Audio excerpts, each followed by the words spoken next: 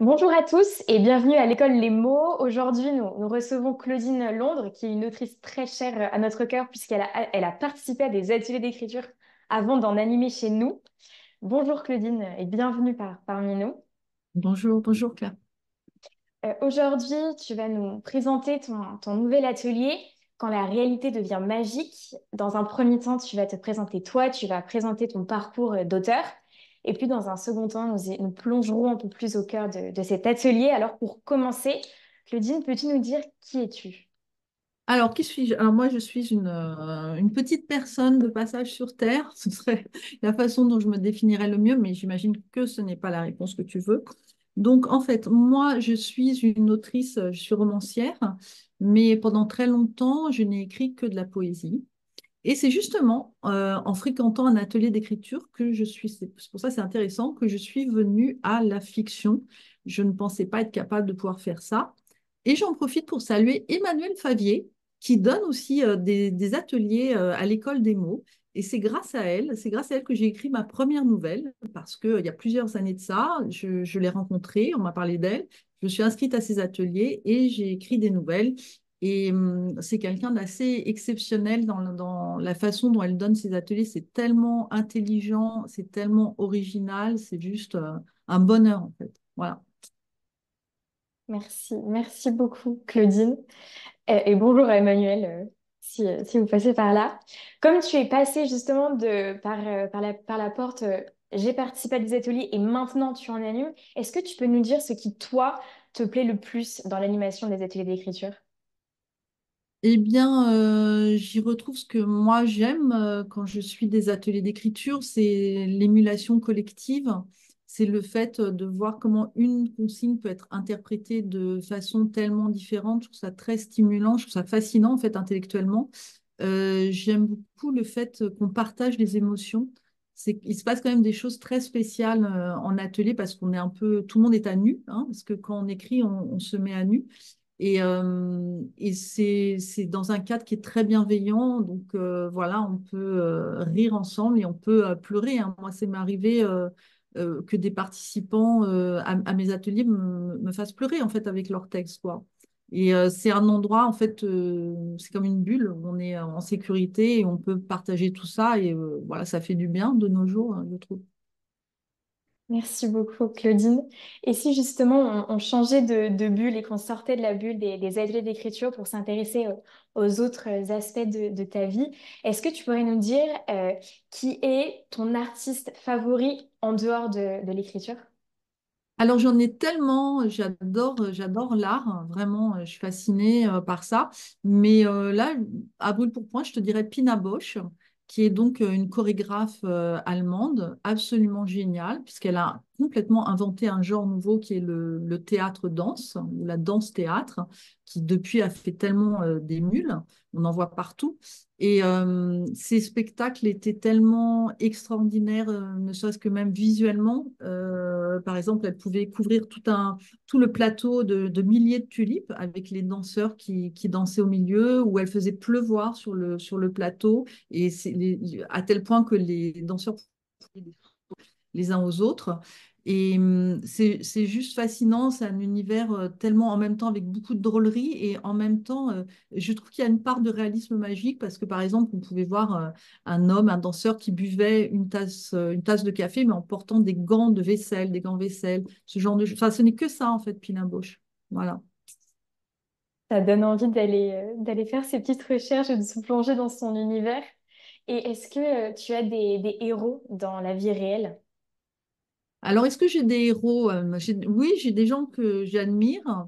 Alors, je pourrais te dire des choses sérieuses comme par exemple George Orwell, j'admire beaucoup, ou ce genre de héros politiques ou les lanceurs d'alerte, etc. Mais je peux te donner un exemple plus frais qui est par exemple une jeune femme qui s'appelle Carla Bella, je ne sais pas si c'est son vrai nom, et qui est partie de Vancouver jusque en Patagonie à vélo, toute seule, avec sa petite tante et ses sacoches, ses deux sacoches, et qui donc dormait au milieu de nulle part, au milieu des animaux sauvages ou dans la vigne, complètement exposée comme ça.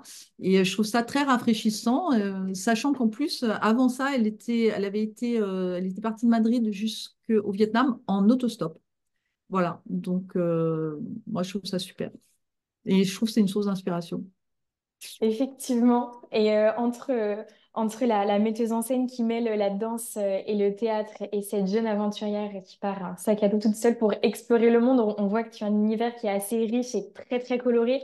Et du coup, ça va me permettre de faire un petit saut vers ton atelier qui rassemble aussi un peu toutes ces thématiques. C'est un atelier assez particulier parce que tu as décidé de l'articuler autour du thème du réalisme magique. Est-ce que tu peux nous en dire un peu plus, qu'est-ce que c'est et pourquoi avoir choisi ce thème? Le réalisme magique, c'est quelque chose qui brouille la frontière entre le réel et l'imaginaire. Et ça peut être, en fait, moi, ce qui m'attire beaucoup là-dedans, c'est que ça appartient, je trouve, en même temps au milieu de l'enfance, tu sais, par exemple, avec la pensée magique, et à l'âge adulte et à ses révoltes. Donc, c'est pour ça que, par exemple, sous des dictatures, hein, notamment les pays de l'Est, tu as eu des auteurs qui ont eu recours. Ça peut être, c'est une forme aussi d'ironie, ça peut être une forme d'écriture qui peut être très lumineuse ou plus noire, et on peut s'en servir pour faire passer des choses comme Bulgakov dans Le Maître et Marguerite. Hein. Bulgakov, il a été tellement, il a eu une vie atroce sous Staline, il a été opprimé, c'est terrible sa vie. Et donc c'est une forme d'échappatoire et on peut, voilà, on peut l'utiliser de plein de manières différentes. Mais il y a aussi beaucoup de fantaisie, mais c'est aussi très poétique. Et moi, c'est ce qui m'attire par là. Euh, c'est euh, c'est sortir en fait de la lourdeur du réel. Mais c'est fait, en fait, ce qui est super, c'est que c'est fait en fait de façon assez subtile et on te présente des situations complètement improbables, mais comme si c'était très naturel. C'est ça qui est amusant aussi. Sortir de la lourdeur du réel. J'aime beaucoup cette image et cette expression. Ça donne envie d'en savoir plus. Et est-ce que justement, tu peux nous dire comment cet atelier va se dérouler? Oui, alors ça va être de façon progressive. Et je vais donner plusieurs situations. En fait, ça va être intéressant parce que c'est moi qui vais donner les situations. Et donc les participants vont faire sortir d'eux-mêmes des choses dont ils n'ont pas, qui savent pas qu'elles sont déjà en eux. Je vais leur donner des choses très originales, très farfelues, euh, qui vont donner des choses particulières. Je pense qu'ils vont être très enrichissantes pour les participants. Et ça va former un corpus parce que 8 séances, c'est beaucoup. On écrit vraiment beaucoup en 8 séances, donc ça va former un corpus à la fin dans lequel ils pourront puiser. Je pense même il pourra y avoir un embryon d'histoire, ça c'est sûr et certain, parce que je vais faire écrire des scènes différentes. Ce sera beaucoup des flashs. Parfois, je ferai travailler plus un dialogue, parfois, j'introduirai un élément, un objet magique. Voilà, on va beaucoup travailler de façon riche autour de ce thème. Et dans mes ateliers, généralement, ce que je fais, c'est que je donne un exercice au début qui est très court, qui est un exercice d'échauffement, et puis après un exercice avec un temps beaucoup plus long d'écriture. Et c'est deux choses qui sont complémentaires. Alors l'exercice rapide, souvent, c'est ludique, mais c'est pas parce que c'est ludique que ça fait pas travailler des choses importantes, hein, comme par exemple le point de vue ou le temps, les temps verbaux, ou le point de vue, ou la métaphore, par exemple. Enfin voilà, plein de choses comme ça. Et souvent, ces petits exercices d'entraînement, ils sont liés à l'exercice plus long que je vais donner après. Voilà. Donc, c'est une bonne préparation. C'est une bonne préparation. Ça a Il faut l'air brasser de la matière. En fait, il faut effectivement. brasser beaucoup de matière. Il faut brasser beaucoup de matière. Et justement, pour donner matière à ceux qui nous écoutent à avoir envie de te rejoindre et de te suivre, est-ce que tu aurais là en tête une idée d'exercice ou de contrainte que tu pourrais donner dans cet atelier, par exemple? Alors, j'ai un exercice, je ne sais pas si je le donnerai bon, alors, j'ai dit, hein, je l'ai dit dans mon pitch. En fait, par exemple, voilà, vous êtes en train de prendre votre petit déjeuner le matin, un matin ordinaire. Il y a un bouquet de fleurs sur la table et tout d'un coup, ce bouquet de fleurs se met à hurler. Voilà. Ou vous êtes en train de parler avec un ami dans la rue. Et plus vous parlez, plus vous remarquez que cette personne, cet ami, est en train de se couvrir de poils d'animal. Ce qui est très inquiétant, n'est-ce pas? C'est pas forcément Effectivement. drôle.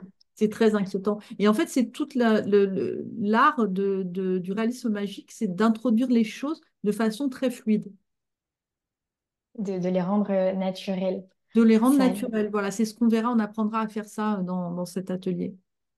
en tout cas, c'est assez prometteur. Ça donne vraiment envie de s'embarquer dans ton univers particulier, de s'initier à ce genre littéraire qui est assez méconnu et qui donnerait à être plus connu. Merci beaucoup, Claudine.